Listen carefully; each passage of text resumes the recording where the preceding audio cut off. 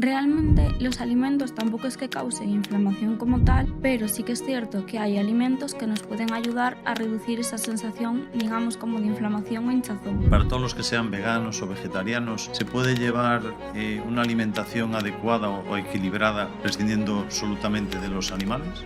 Sí, de hecho está certificado científicamente que una alimentación tanto vegetariana como vegana es saludable y adecuada para todas las etapas de la vida. Ujú, Sí que es cierto que hay una vitamina, que es la vitamina B12, que tenemos que suplementarla, pero después podríamos llegar a todos los requerimientos de todos los nutrientes. ujú. Quiero daros nuevamente la bienvenida a EOPOS, un lugar donde hablaremos de emprendimiento, psicología y salud.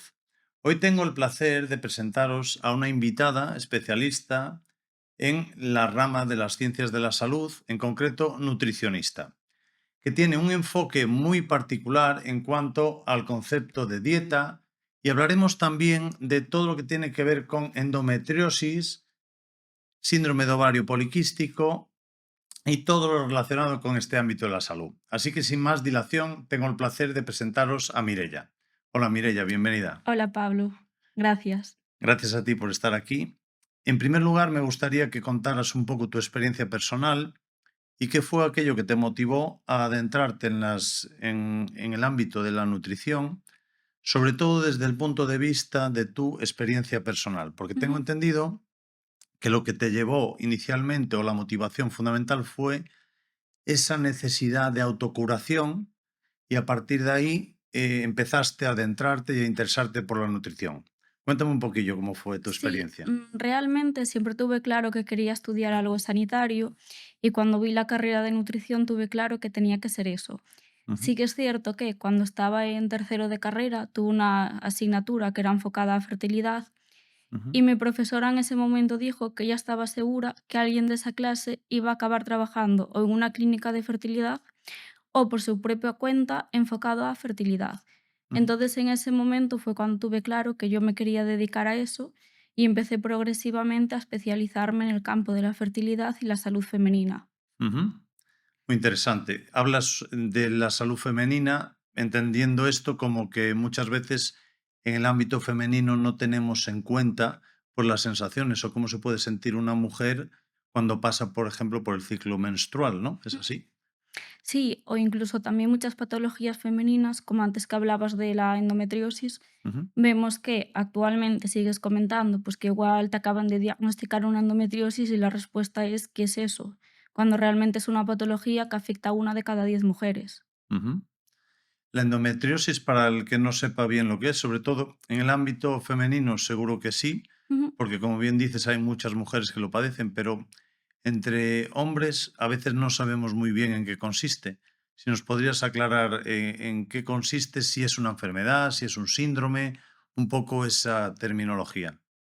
Es una enfermedad, de hecho, tampoco todas las mujeres a las que le diagnostican endometriosis saben previamente qué es esa patología, sino que muchas veces se llevan la sorpresa de me acaban de diagnosticar endometriosis y nunca había escuchado hablar de ella, o eran síntomas que tenía normalizados. Realmente, a nivel técnico, lo que es la endometriosis es un crecimiento de un tejido similar al endometrio, que es la capa que recubre el útero, en otras zonas diferentes. Por ejemplo, puede afectar a ovarios, puede afectar a trompas, incluso vemos que afecta fuera de la propia cavidad pélvica. Hay casos donde se encuentran implantes de endometriosis, por ejemplo, en pulmones, aunque no es lo más habitual. Oh, Sí que es más habitual tener a lo mejor una endometriosis con una afectación intestinal, o vale. incluso hay pacientes que le afecta a riñones y pueden acabar con una insuficiencia renal crónica. Los síntomas del día a día de estos pacientes, ¿cómo son? Entiendo que será un sufrimiento muy grande porque tiene dolores persistentes. Ujú. ¿Se ven más agudizados en determinados momentos o cómo es un poco la vida o las distintas fases por las que pasan estas personas? Realmente el síntoma más característico es el dolor durante la menstruación. Sí que es cierto que progresivamente esos síntomas se pueden ir cronificando y acabando con un dolor pélvico crónico. Hay también muchas pacientes que reciben el diagnóstico después de años en búsqueda de embarazo, cuando acuden, por ejemplo, a ginecología por este motivo o a reproducción asistida, cuando se ponen a investigar es cuando aparece ahí la endometriosis o la adenomiosis, que es como parecido a la endometriosis, solo que afecta exclusivamente al útero. Claro, la adenomiosis es como a la inversa, ¿no? Es decir, la endometriosis es crecimiento fuera del útero, corrígeme si me equivoco, y adenomiosis por dentro, ¿no? Dentro de la pared o algo así Más o similar. menos, la Vale. adenomiosis, digamos que es el endometrio, en lugar de crecer solo donde le corresponde, crece también en la propia capa intermedia del útero. Ujú. Y tú desde el punto de vista como mujer, ¿cuáles son lo que te manifiestan las personas que van a tu consulta? Es decir, entiendo que muchas de las pacientes no son conscientes de que tienen ningún tipo de patología o a veces lo consideran como normal dentro de su ciclo menstrual. Todas las pacientes que vienen con un diagnóstico previo de endometriosis realmente sí que son conscientes de su patología, también por el hecho de que ahora hay mucha divulgación por redes sociales, Ujú, hay también diferentes asociaciones de pacientes que hacen una labor muy importante, pero sí que tengo muchas pacientes pues, que acuden a consulta por cualquier otro motivo ujú, y cuando empezamos a profundizar, pues igual en ciertos tratamientos médicos, algún síntoma que tienen, sí que me acaban comentando, pues tengo mucho dolor durante las reglas, durante las menstruaciones, tengo dolor también en la ovulación, entonces ahí es cuando yo les recomiendo pues que lo ideal sería que hiciesen una consulta médica para ver si realmente hay una patología ahí detrás. claro, porque muchas veces hay bastante desconocimiento en cuanto a ello, sobre todo yo sí que veo últimamente que hay más conciencia de todo esto. Antiguamente veías a la gente o a las mujeres que eran síntomas como si fueran de la regla y no se le prestaba mayor atención, ni Mm. en el ámbito laboral, ni en el ámbito familiar, con tu pareja, en las relaciones sexuales. Yo creo que puede verse condicionado. ¿Hasta qué punto puede verse distorsionado el día a día de una mujer que tenga endometriosis? ¿Cómo le puede afectar? Tanto en el ámbito laboral como a nivel psicológico. Mm. Afecta en el sentido, de que al final tienes la sensación de que nadie es consciente de tus síntomas, incluso tanto a nivel laboral, como comentabas, a nivel de familiares, amigos, pero incluso a nivel médico sigue habiendo, pues, ciertos profesionales sanitarios que siguen comentando que el dolor de regla es normal, que si te pasa con un ibuprofeno ya está. De hecho, esto es algo, real y que está comprobado, porque el diagnóstico puede tardar hasta 10 años desde que consultas por primera vez por tus síntomas. Ah, increíble. Por lo que comentas, uno de los tratamientos médicos favoritos es ibuprofeno, ¿no? El ibuprofeno para todo, que les dan Sí, a las mujeres. de primera línea, antiinflamatorio y Claro. después tratamientos hormonales, que también son necesarios, pero sí que es cierto que se valora como mucho tener un tratamiento hormonal, que es algo que puede ser necesario. Yo para nada estoy en contra de ellos, pero hay que ver también un abordaje global. Si yo tengo una enfermedad inflamatoria crónica, Ujú. un tratamiento farmacológico puede ser imprescindible, pero al final cambios en el estilo de vida, ya sea alimentación, ejercicio, incluso otros profesionales como fisioterapia o psicología, son Ujú. fundamentales en una patología crónica. Claro, estoy de acuerdo. Dentro del punto de vista de la suplementación, ¿hay algún tipo de suplemento que se pueda, o algún tipo de vitaminas o vitamina D o algo que se pueda aplicar a la gente con este tipo de patologías, con endometriosis o Mm. adenomiosis? Sí, pero la suplementación, es decir, empezar solo por suplementación, sin yo haber cambiado antes mis hábitos, es un poco empezar la casa por el tejado. Ujú. Entonces, una vez que yo tengo controlada mi alimentación, sí que puedo valorar si necesito un plus de algún suplemento, Muy bien. menos la vitamina D, que es muy difícil llegar a los requerimientos mediante la alimentación. Entonces, ahí sí que para mí en una primera consulta es muy importante una analítica de vitamina D.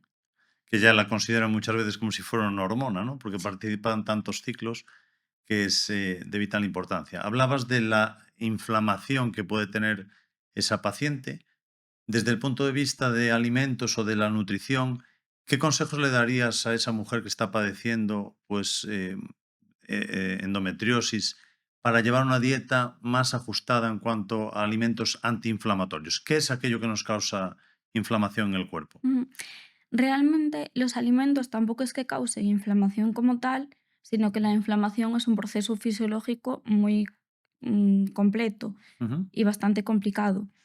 pero sí que es cierto que hay alimentos que nos pueden ayudar a reducir esa sensación, digamos, como de inflamación o hinchazón. Principalmente lo que más nos ayuda son los alimentos ricos en algunos nutrientes clave, pues imagínate el omega 3, Ujú. suplementar también con vitamina D, diferentes antioxidantes que están en frutas y verduras, Muy bien. el aceite de oliva virgen extra por su aporte en vitamina E. Al final tampoco se trata de introducir alimentos ni nutrientes de forma aislada, sino que dentro de una alimentación saludable, pues priorizar esos grupos que me pueden interesar un poco más. Claro, porque yo en mi día a día a veces es difícil tener un ácidos omega 3 de forma equilibrada, ¿no? Mm. Pues a veces hay como grajeas, no sé cómo es el nombre técnico, que nos complementan esas carencias. Sí, es más o menos difícil llegar a las recomendaciones de omega 3, aunque no Ujú, imposible, como pasa, por ejemplo, con la vitamina D, ujú, porque tenemos que tener un consumo bastante frecuente de pescados azules, también de frutos secos como por ejemplo nueces o las semillas de lino. ujú, Si vemos que con la alimentación logramos conseguir síntomas, yo no recurro o no recurriría o no recomendaría a una paciente un suplemento, pero en otros casos donde vemos, pues tengo muchos síntomas, no me gusta el pescado, me cuesta comer nueces porque no me acaban de convencer y las semillas de lino no las tengo como rutina, pues sí que podemos valorar un suplemento o mientras intentamos hacer esos cambios en la alimentación o incluso más a largo plazo. sí, yo estoy de acuerdo contigo. Muchas veces podríamos, llevando una alimentación adecuada, evitar la suplementación. Mm. La vitamina D, pues claro, más difícil, sobre todo viviendo en zonas como Galicia, que a veces hay carencia de sol, más difícil llevar eso en el día a día, ¿no? En este sentido, la endometriosis, te centras también tú en los problemas de infertilidad, en las distintas fases, ¿no? Previas y después en la gestación y Mm. posterior al parto, ¿no? Para relacionar endometriosis con problemas de infertilidad, ¿hay una relación directa entre ambas situaciones o síntomas? Sí, se ve que más o menos el 40% de las pacientes con endometriosis van a tener más dificultad pues, para lograr un embarazo de forma natural. Muchas de ellas tienen que recurrir a tratamientos de reproducción asistida que también acompañamos desde consulta de nutrición, Ujú, aunque también hay que poner el foco en que un 60% de las mujeres con endometriosis pueden conseguir un embarazo sin ningún tipo de problema.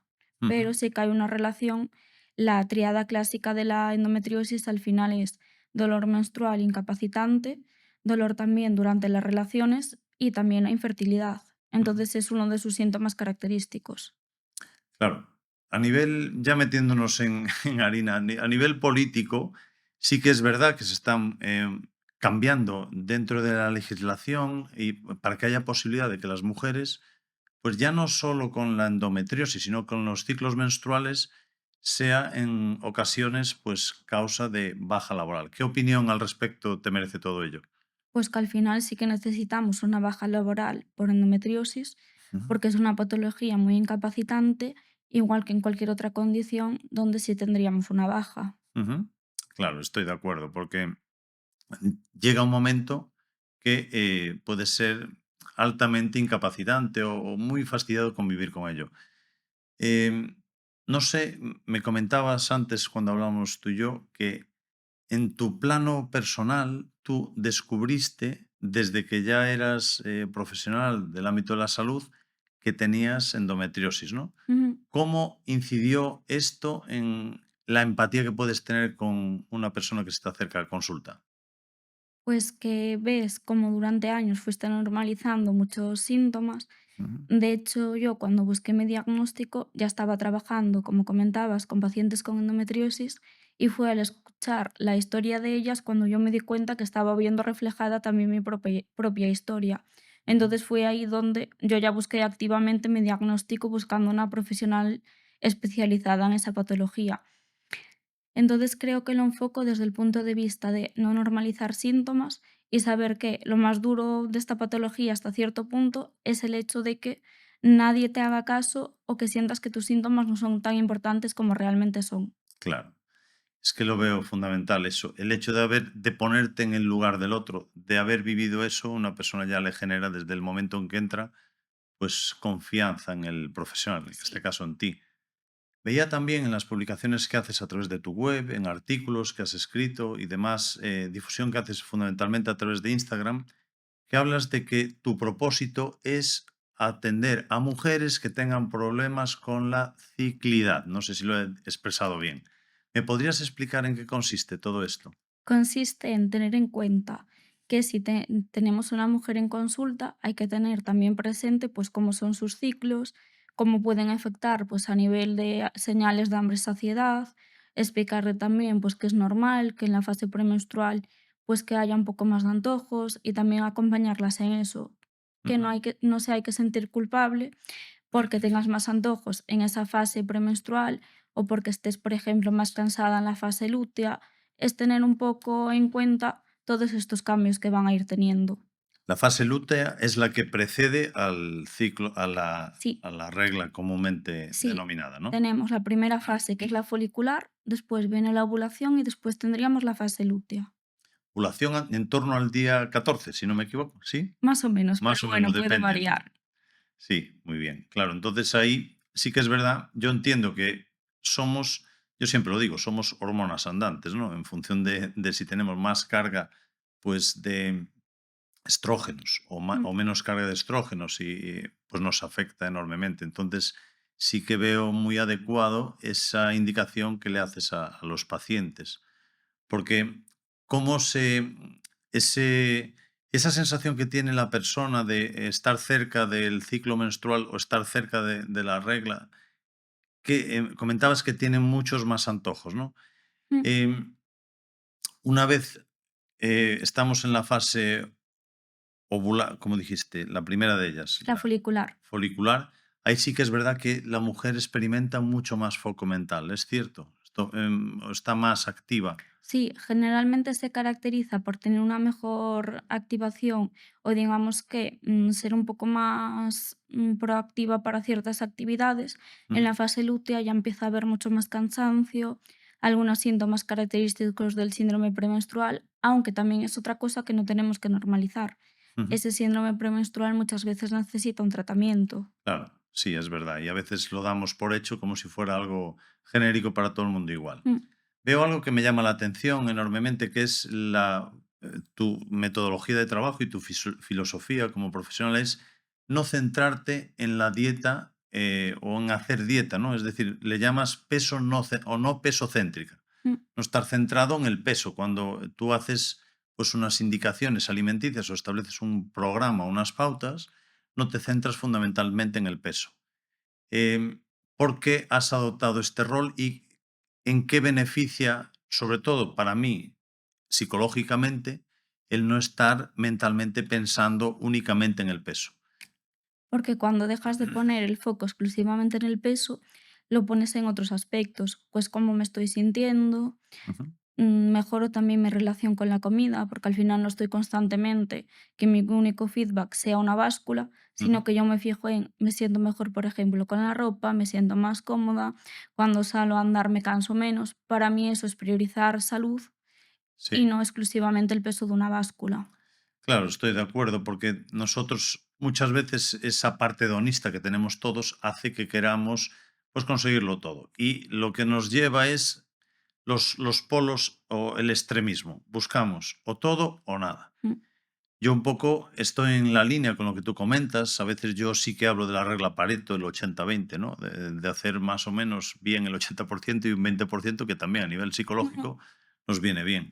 Pero me gustaría un poco que hablases de cuáles son las recomendaciones que le das a un paciente normal que quiere tener una buena condición física general y cómo es desde el momento que entra en consulta contigo. ¿Qué es lo que haces? ¿Un estudio previo o cómo es un poco tu seguimiento en el día a día? Sí, hacemos una primera consulta de valoración, más o menos estamos una hora con el paciente, Ujú. entonces yo ahí veo cuáles son sus hábitos actuales y en función de sus hábitos actuales pautamos una estrategia de ir cambiando progresivamente y modificando esos hábitos. En lugar de decirle, este es la dieta que tienes que seguir o el menú que tienes que seguir, porque al final es insostenible. Ujú. Si yo te doy un menú, lo vas a seguir durante un tiempo y probablemente consigas resultados, pero cuando tú dejes esas consultas de nutrición o dejes de seguir esos menús, no tuviste ningún aprendizaje durante el proceso, vas a volver al punto de partida. Y el efecto rebote, ¿no? También.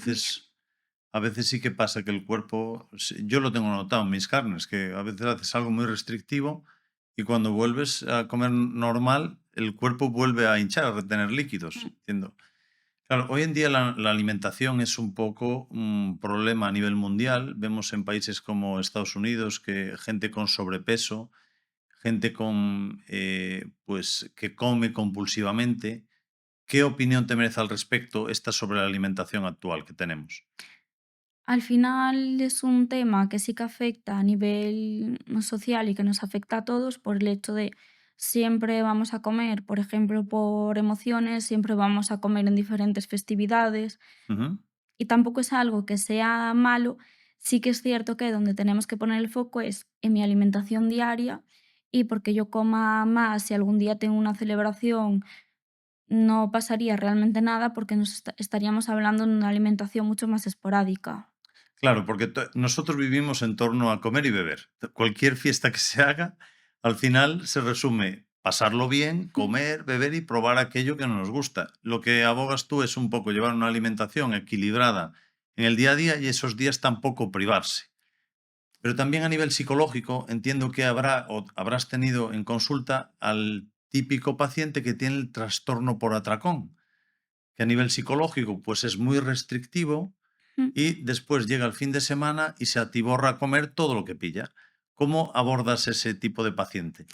Sí que tengo que comentar que yo no suelo trabajar habitualmente con pacientes con trastornos de la conducta alimentaria en Ujú, consulta.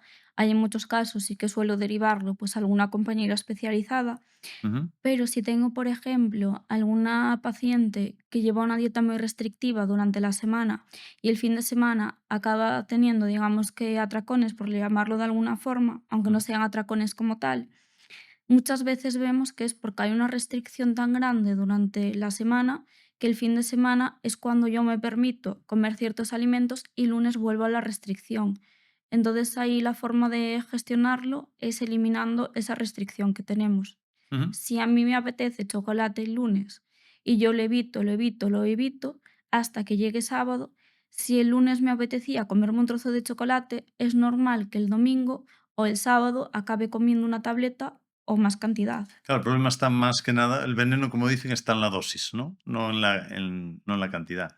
O está en lo que en el exceso, más que nada. Hablando de los diferentes, hay una duda recurrente que seguro que la gente que nos está escuchando la tendrá. Dice, si yo quiero tener un peso estabilizado o tener una salud adecuada u óptima, ¿tú crees que es importante el cómputo de las calorías?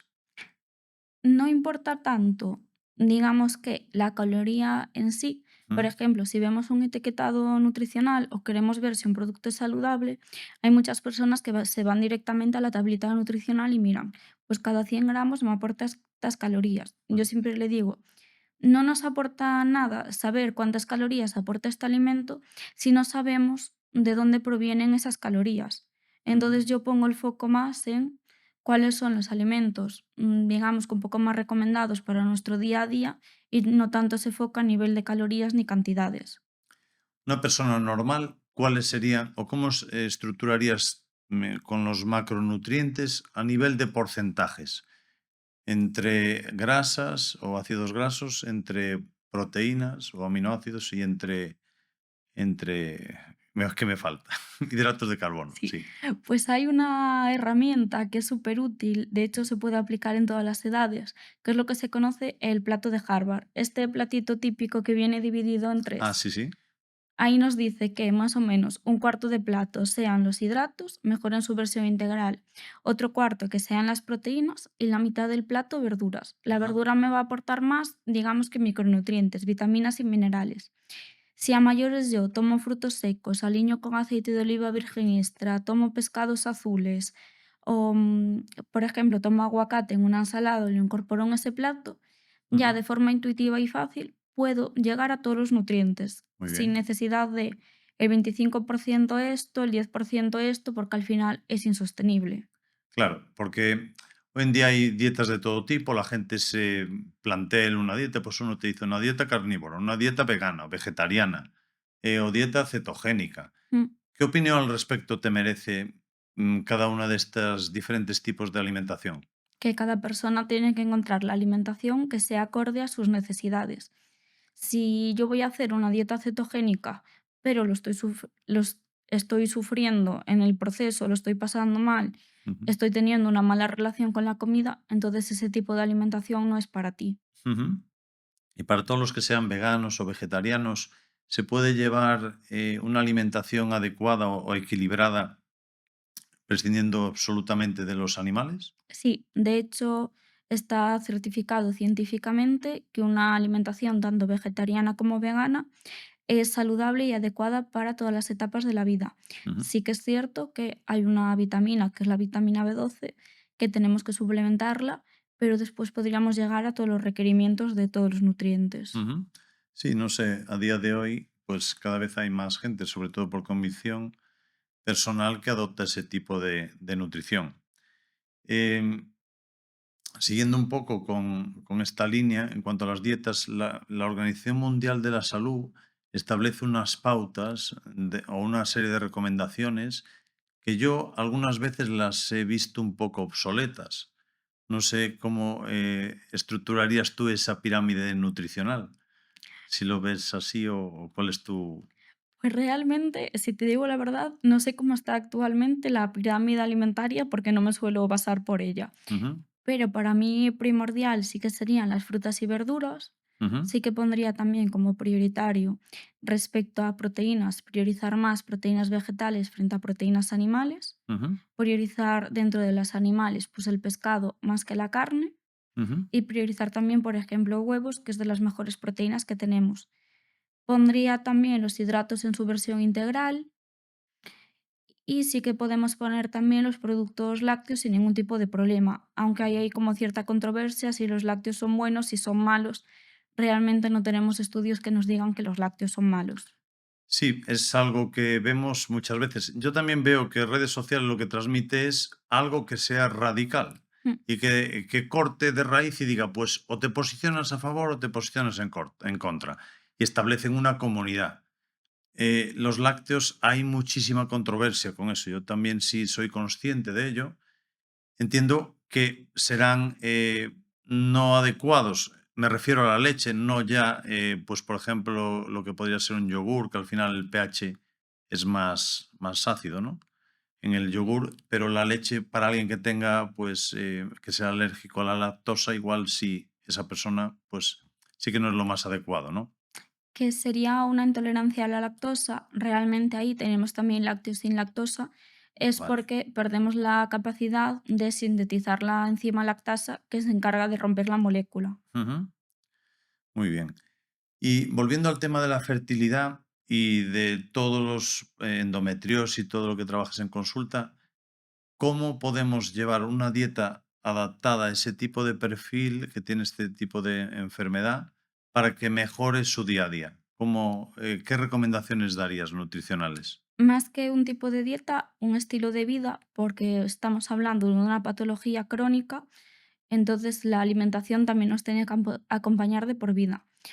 Priorizar aquellos alimentos que nos pueden beneficiar, por ejemplo, lo que comentábamos antes, aumentar esos pescados azules, intentar cocinar con aceite de oliva virgen extra, Ujú, priorizar frutas y verduras en nuestro día a día, mejor los hidratos en su versión integral, priorizar proteínas vegetales frente a proteínas animales, que son las legumbres, siempre que digestivamente las toleremos bien.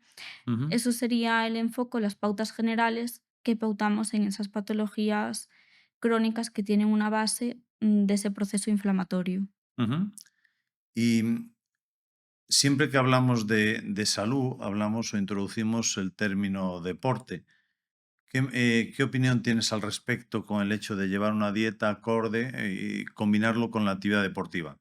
Que es fundamental, pero tampoco tenemos que culpabilizar a aquellas pacientes que no pueden realizar deporte en algún momento, porque hay muchas patologías que cursan con esa fatiga crónica.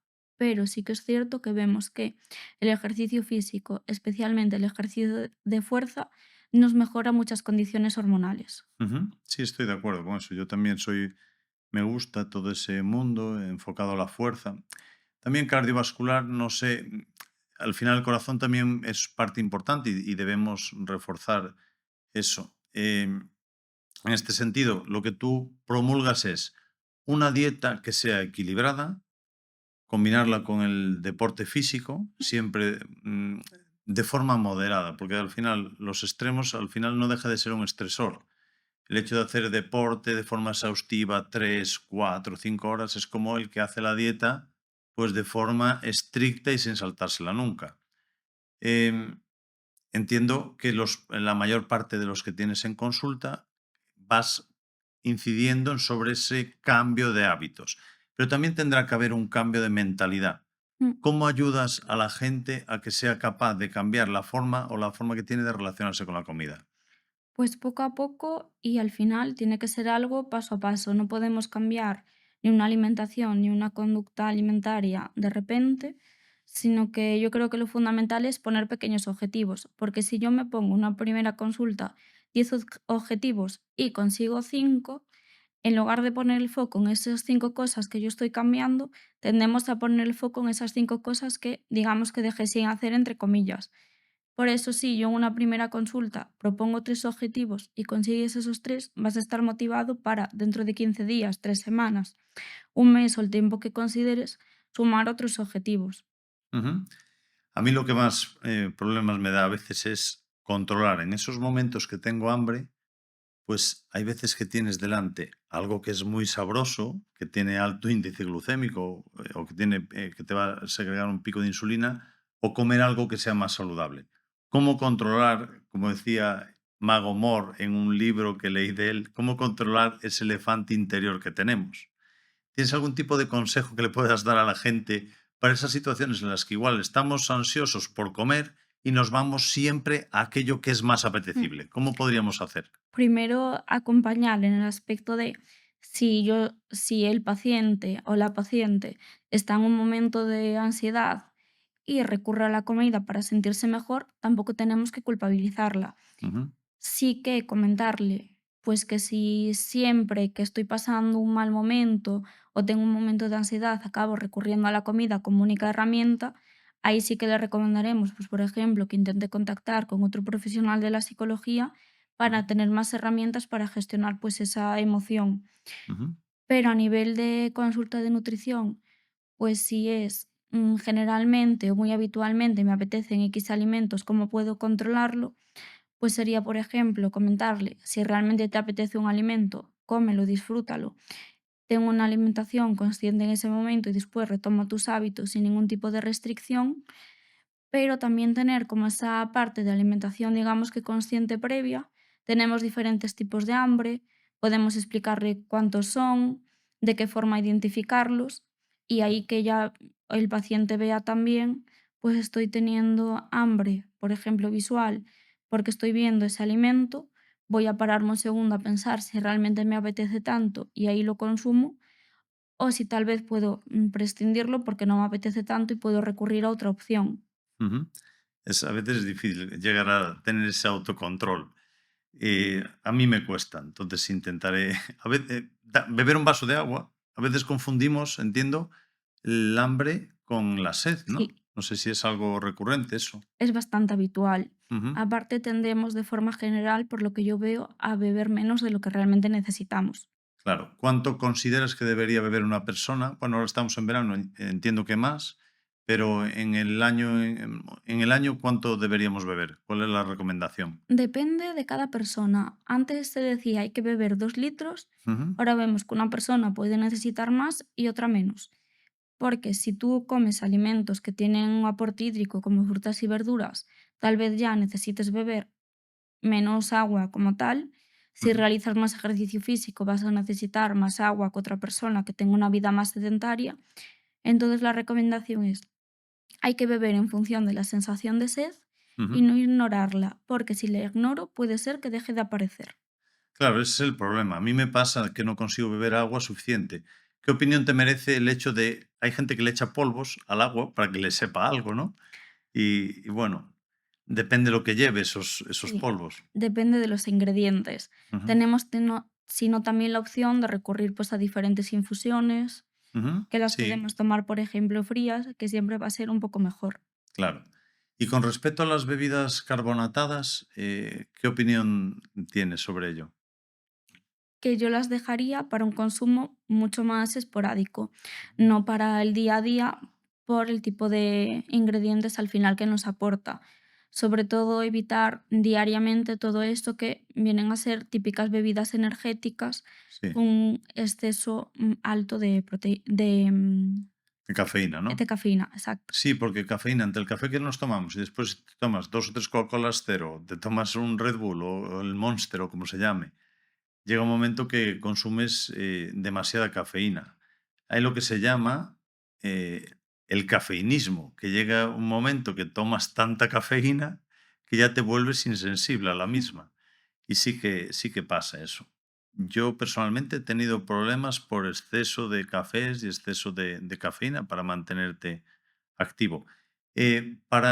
Entiendo que cuando una persona se despierta, normalmente todos tenemos instaurados, porque si no me equivoco, agua la primera y café es la segunda bebida más consumida del mundo. Mm. Tendemos a tomar un café. ¿Necesitamos realmente tomar café para estar despejados o es algo que está instaurado socialmente? Yo creo que es algo que está más instaurado socialmente. Ujú, Hay muchas pacientes, pues por ejemplo, con patología digestiva, que esa cafeína pues le acaba dando más síntomas y poco a poco la vamos reduciendo y realmente vemos que puede continuar igualmente con su día a día. ujú. Sí, nutrición es un mundo que tiene pues muchísima gente, muchos intereses comerciales, después las propias marcas, lo que nos entra por los medios de comunicación. ¿Qué es lo que tú ves en las noticias cuando nos recomiendan algo? Porque antes sí que hacías una reflexión sobre el índice nutricional de los alimentos y a mí eso me da que pensar y siempre reflexiono sobre ello, porque nosotros nos estamos fijando en lo que pone una etiqueta, pero es que no sabemos lo que contiene el alimento, nos tenemos que fiar de lo que pone un papel. Mm, Y veo que lo que vemos por televisión, hasta gente que está, pues que son famosos, que nos intentan vender que tenemos que comer tal producto, tenemos que comer tal hamburguesa. ¿Qué opinión te merece al respecto? Que hay mucho marketing detrás de todo y la nutrición al final no es algo que sea diferente, por eso hay que tener mucho pensamiento crítico en el aspecto de si me están dando una información, corroborar si es verdadera, porque pasa muchísimo en redes sociales. Yo veo que hay mucho alarmismo Mm, sobre ciertos alimentos, por ejemplo, ahora estamos en el boom de la conocida alimentación antiinflamatoria. sí. Todos tenemos que comer sin gluten, comer sin lácteos, Ujú. hacer ejercicio de fuerza y al final nos va llegando constantemente esa información o esos vídeos porque el propio algoritmo, si vemos uno, Sí. nos manda de rebote otros tres Ujú. y nos están bombardeando seguido con no comas esto, el gluten es malo, los lácteos también. Tenemos que tener ese pensamiento crítico de igual no es así, estamos en un momento muy alarmista con la alimentación. Sí, estoy de acuerdo. Yo he probado de todo. En cuanto a las rutas metabólicas, a mí a nivel personal me funciona mucho mejor comer con hidratos de carbono que llevar una alimentación cetogénica. Mm, Cuando he hecho cetosis, que me lleva bastante entrar, porque igual necesito 4 o 5 días. Yo tengo entendido que los estudios que se han hecho en cetosis son con ratones. Al final no podemos extrapolar eso al ser humano. mm. A mí entrar en cetosis lo noto sobre todo por la halitosis, ese olor en la boca que me sale y yo ahí ya lo identifico. Que bueno, hoy en día en el mundo deportivo pues todo el mundo está o lleva tiritas o hace para controlar si los niveles de glucosa, etcétera, ¿no? Entonces, en ese sentido, a mí me funciona mucho mejor una alimentación con hidratos de carbono de forma equilibrada, de bajo índice glucémico, que Mm, tenga menos picos de insulina. Estoy más normalizado todo el día. La sintomatología o lo que yo siento cuando estoy en cetosis, primero tengo esa pesadez, como si tuviera catarro, que son los primeros días, y después tampoco a nivel deportivo mi rendimiento sí que es verdad que decae. ¿Vale? ¿Qué opinión tienes sobre el ayuno intermitente? Que no es para todo el mundo Ujú, y que depende, pues, al final de cada persona. ujú, Sí que hay personas, pues, que hacen ayuno intermitente, no a propósito, sino por el hecho de: "No tengo la costumbre de desayunar y no pasa nada". Es un mito que hay que comer cada X tiempo, hacer X comidas al día, depende de cada persona, ujú. pero tenemos que plantearnos también por qué estamos haciendo un ayuno intermitente. Si yo digo que no voy a comer hasta que pasen 12 horas y a las 10 horas lo estoy pasando mal y estoy teniendo una sensación de hambre muy alta, Claro. realmente a largo plazo con ese ayuno intermitente no vamos a llegar a ningún sitio. Sí, estoy de acuerdo, porque si solo por el mero hecho de aguantar tienes que estar, pues, sin energía por hacer ayuno, pues, porque yo sí que he comprobado que la gente, aunque haga ayuno, entiendo que la pérdida de peso, porque la gente, si lo hiciéramos por salud, tiene sentido, Mm. pero muchas veces se hace por ese componente hedonista o estético, más que por salud. Y veo que la gente tampoco pierde tanto peso, porque al final el balance calórico suele ser el mismo, comen más en esas comidas que hacen, ¿no? Y aparte tenemos que ver la pérdida de peso como ese proceso a largo plazo. Ujú. De nada sirve estar bajando peso cada 3 meses, al cuarto lo recupero y al quinto vuelvo a hacer otro tipo de dieta. Al final estoy constantemente en ese bucle de pierdo peso, lo recupero, lo vuelvo a bajar y a nivel metabólico tampoco es lo mejor. Hablaba antes y indagando un poco más sobre ti, veía estás dentro de diferentes asociaciones, también te consideras una mujer feminista, que ayudas sobre todo al ámbito de la mujer, aunque también en consulta pasan hombres. Ujú. A nivel metabólico, ¿cuáles son las diferencias fundamentales que encuentras entre un hombre y una mujer y sobre todo las pautas alimenticias que les das? Las pautas alimenticias pueden ser bastante similares Ujú, cuando hablamos de un cambio de hábito.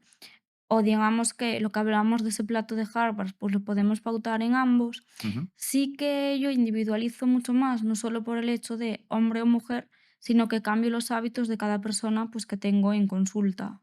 ujú. Había oído hablar en su momento, por ejemplo, la soja, ¿no? La soja tiene un componente transgénico la mayor parte de la que consumimos. No sé si estoy en lo cierto. Más que transgénico, se habla de la soja porque contiene fitoestrógenos.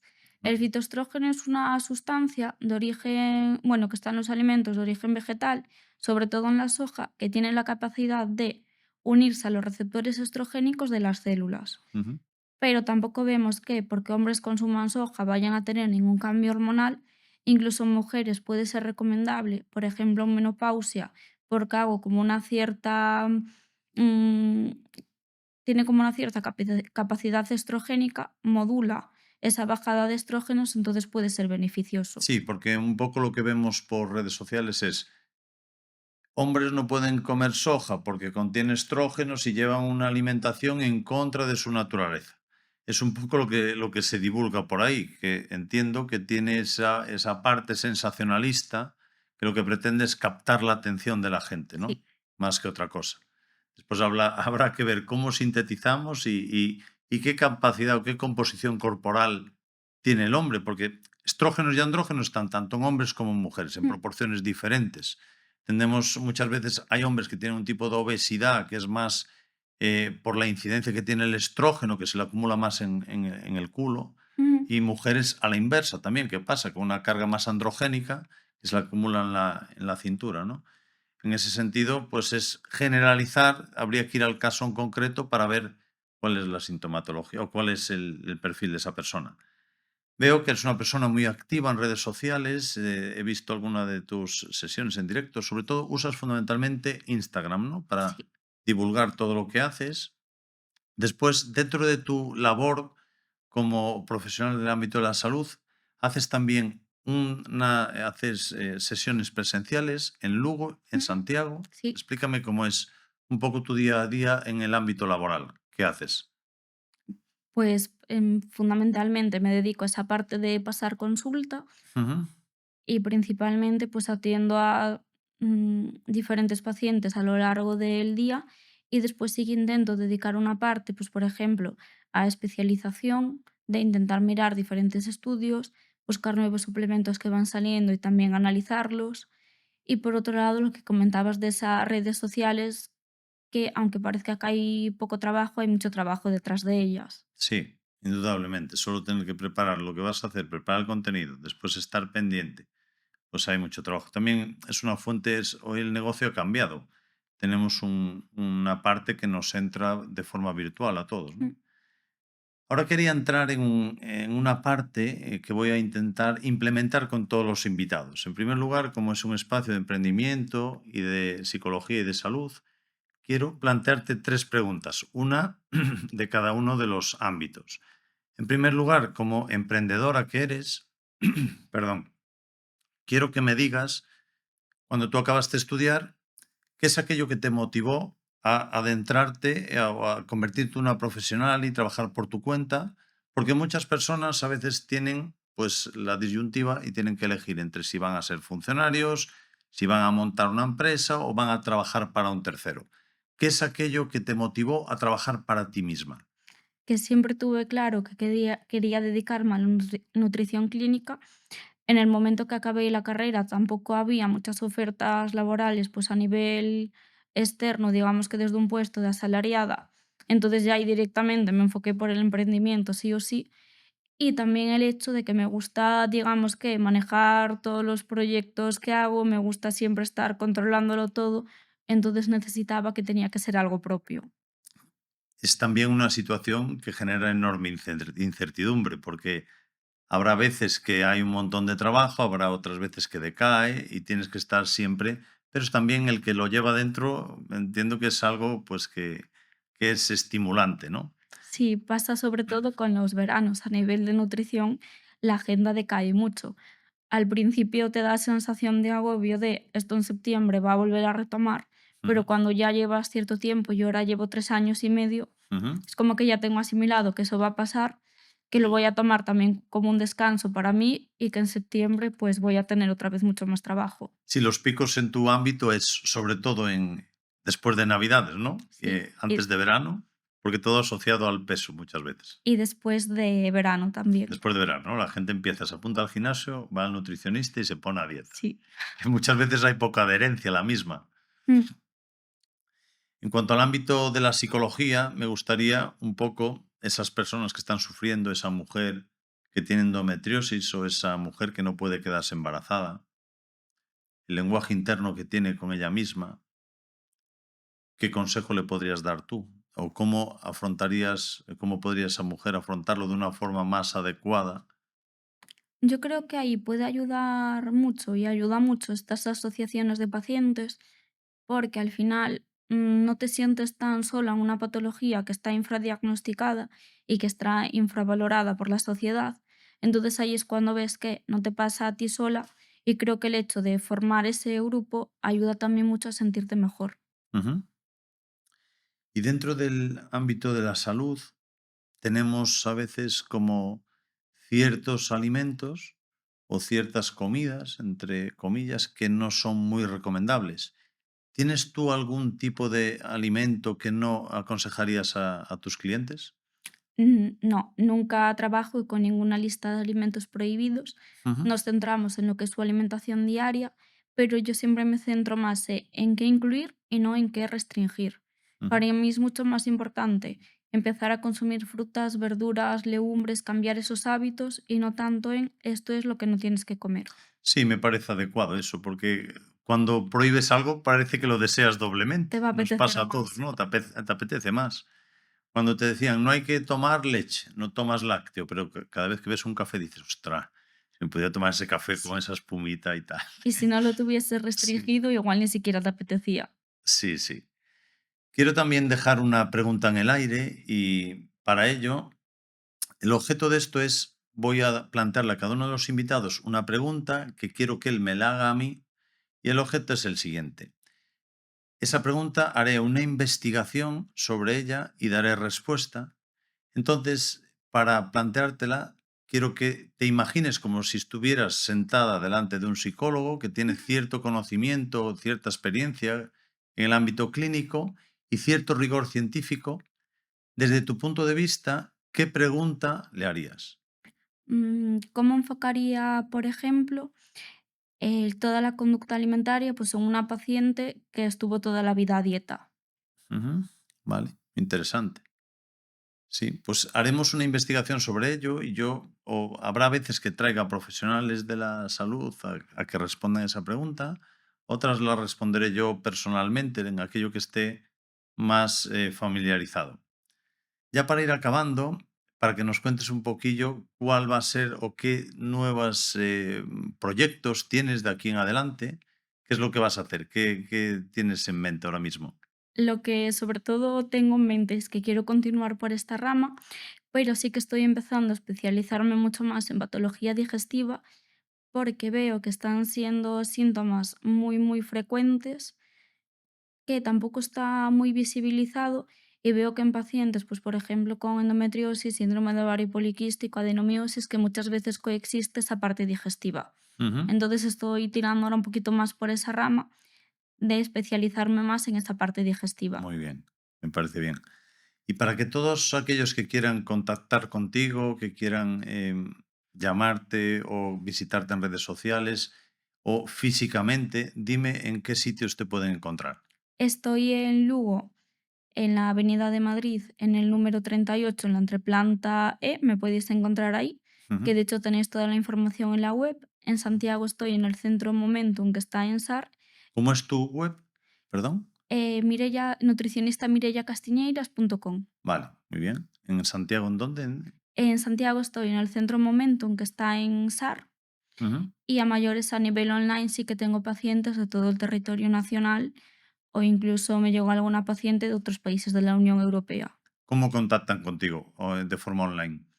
Generalmente a través de la web, pero porque me encontraron previamente por Instagram, Instagram. ¿cuál es la cuenta? En Instagram es Mirella_nutrición. Vale, después os lo dejaré por aquí anotado para que podáis ir directamente a la web. Nada más para finalizar, simplemente me gustaría que si quieres transmitir un mensaje o algo que quieras añadir a mayores y agradecerte sobre todo que te hayas prestado esta entrevista. Estoy encantado de que haya sido así.